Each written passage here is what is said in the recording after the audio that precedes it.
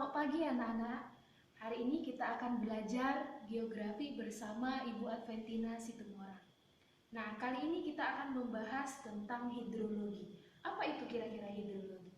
Hidrologi itu adalah ilmu yang mempelajari tentang perairan, ya. Nah, baik. Berhubung kita akan membahas materi hidrologi, di sini Ibu tuliskan ada 2 contoh soal. Ya, silakan bisa dilihat contoh soal yang pertama. Ditanyakan di sini adalah pola aliran sungai yang ditunjukkan pada gambar masuk dalam A. Pola dendritik, B. Pola radial, C. Pola trellis, D. Pola anular, E. Pola rektangular. Kira-kira kamu tahu tidak jawabannya, ya? Lihat nomor 2. Danau yang terdapat di daerah Kapur disebut dengan danau titik-titik. A. Vulkanik, B. Tektovulkanik, C. Tektonik, D. Glasial, E. Karst, ya. Ada yang bisa?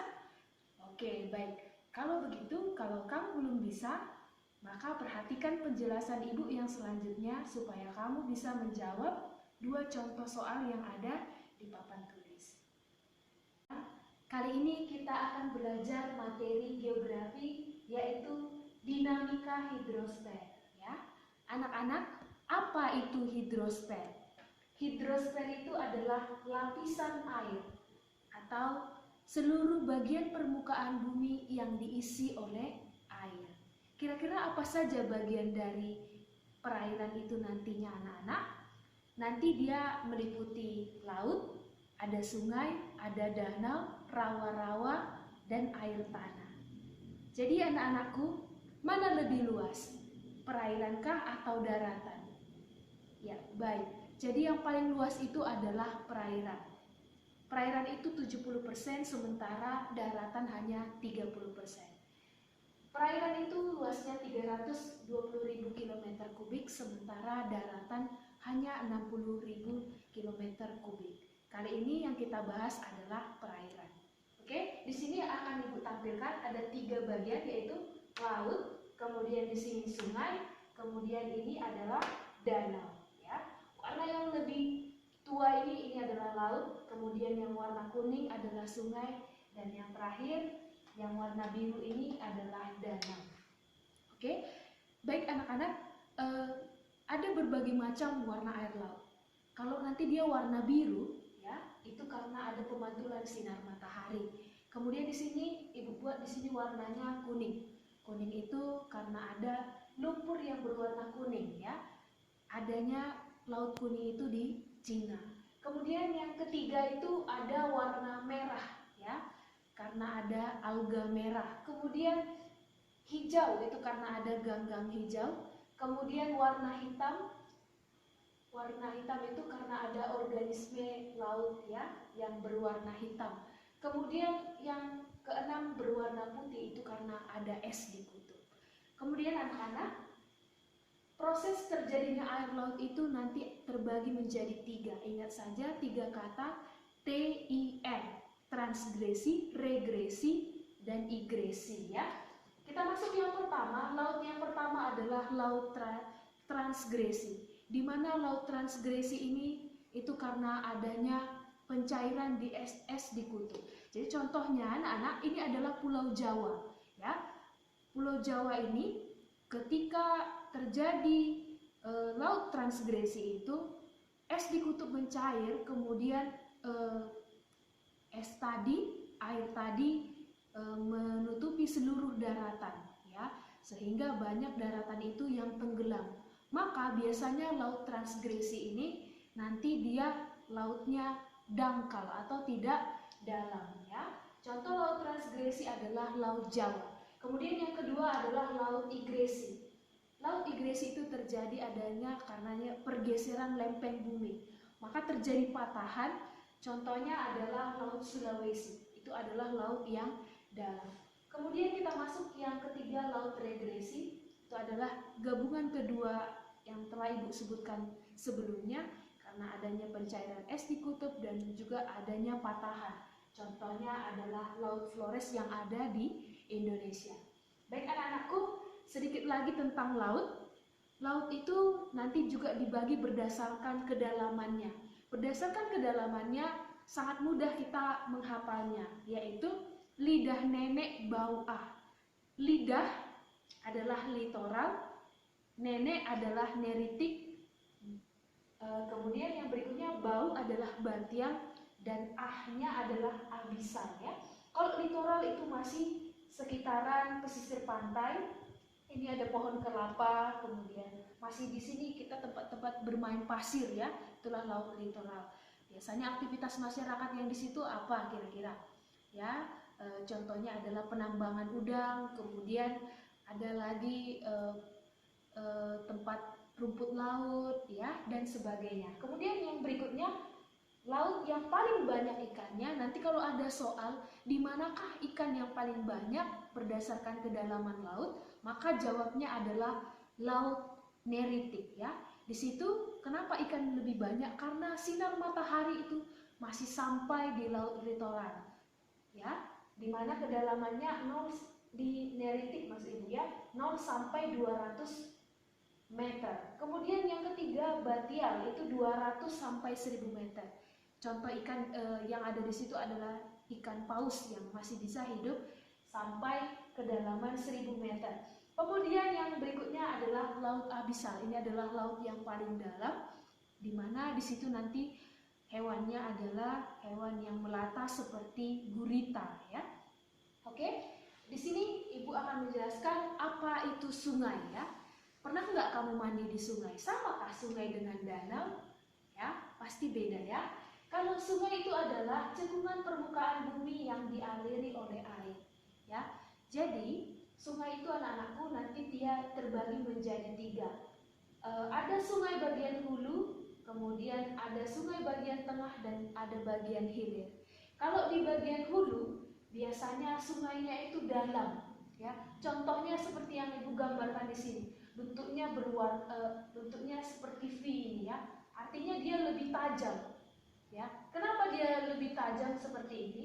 Itu bisa jadi kalau di hulu kan berarti di atas ya. Di situ masih ada air terjun. Jadi air sungainya lebih dalam, maka bentuknya seperti V. Kalau kamu yang suka aktivitas olahraga arum jeram, di sini sangat cocok ya. Karena apa? Airnya masih sangat deras ya. Kemudian ada nanti sungai bagian tengah. Jadi anak-anak makin ke tengah sungai itu makin tidak terlalu terjal airnya ya. Dia bentuknya seperti huruf U seperti ini ya. Kemudian hulu, kemudian di bagian hilir ya, di mana nanti di situ akan banyak pengendapan ya atau sedimentasi. Kemudian di sini anak-anakku ada jenis-jenis pola aliran sungai. Ini seperti cabang pohon namanya pola dendritik. Kemudian ada pola punit, di mana ini anak-anak adalah induk sungai yang diikuti oleh anak sungai ya. Kemudian ada pola trellis. Apa maksud gambar ini? Ini anak sungai, kemudian ini induknya, ini anaknya. Dia membentuk 90 derajat ya. Ini 90 derajat. Maka kalau ditanya di soal pola sungai yang membentuk 90 derajat, maka jawabnya adalah pola trellis. Kemudian anak-anakku ada dia pola radial. Pola radial ini biasanya ada di lereng gunung ya. Nih gambar gunungnya. Kemudian yang berikutnya nanti ada pola sentripetal, di mana pola sungai sentripetal itu seperti panah ini lebih masuk ke dalam, memusat dia ya. Kemudian anakku, yang berikutnya nanti ada pola anular, di mana ini datang dari segala arah dan menyatu dia ke satu pusat. Contohnya di dalam sebuah kubahan. Oke, yang berikutnya yang terakhir ada pola rektangular ya. Ini di mana di sini ada patahan. Tetapi biasanya yang sering muncul di soal itu adalah pola dendritik ini ya. Dia akan bermuara ke laut ya. Ini dia seperti ranting pohon. Oke, laut sudah, sungai sudah. Sekarang kita masuk yang terakhir, danau ya. Kalau bicara mengenai danau, siapa yang sudah pernah mandi ke Danau Toba, jalan-jalan ke Danau Toba ya? Jadi perhatikan, danau itu anak-anakku adalah cekungan yang digenangi oleh air. Nanti dia terbagi menjadi 5 ya. di mana yang pertama ada danau tektonik, ada danau vulkanik, tektovulkanik, kars, dan danau glasial. Kan?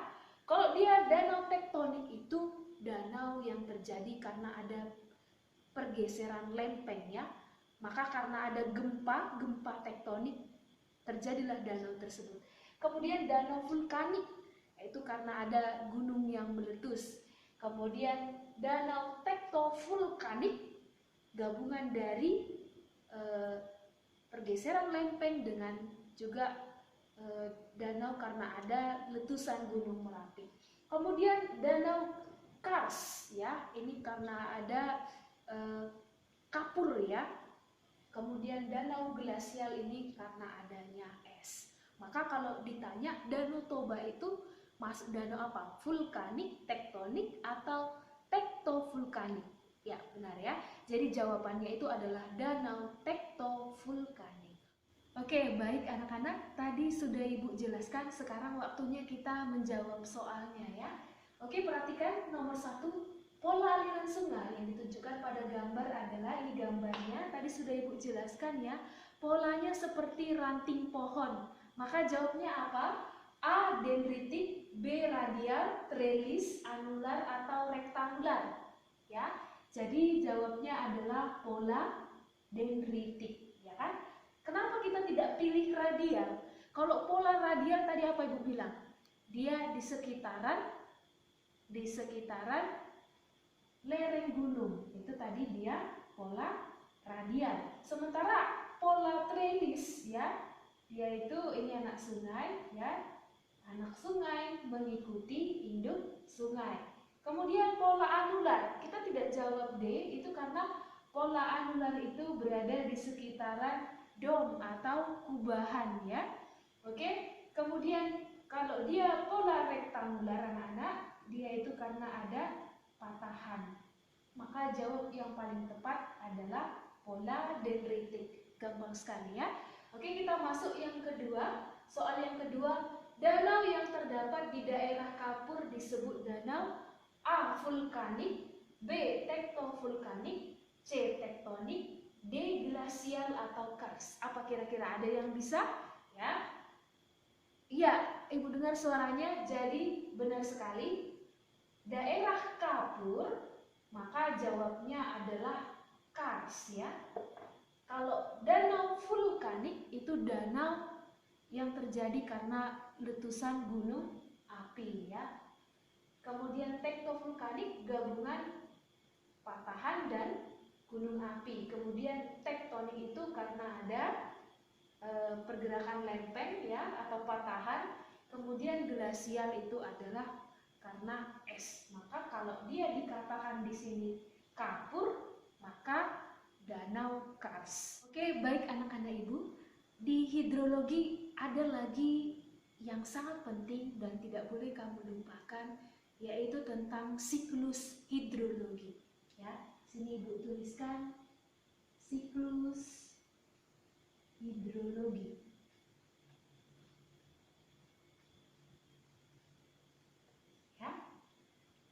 Siklus hidrologi itu dia terbagi menjadi 3 ya, dimana nanti ada siklus pendek, siklus sedang, dan siklus panjang. Dimana pada dasarnya air laut itu akan selalu berputar, mulai dari laut sampai naik dia ke gunung, ya kan? Kemudian turun lagi dan kembali lagi ke laut. Ya, baik, perhatikan, akan Ibu jelaskan. Nah, di sini kita mulai. Yang pertama, ini adalah yang warna biru ini adalah laut ya, dimana pada saat siang hari di sini ada matahari ya anak-anak, dimana karena adanya sinar dari matahari ini maka laut ini mengalami sebuah penguapan ya. Dia laut tadi menguap. Laut menguap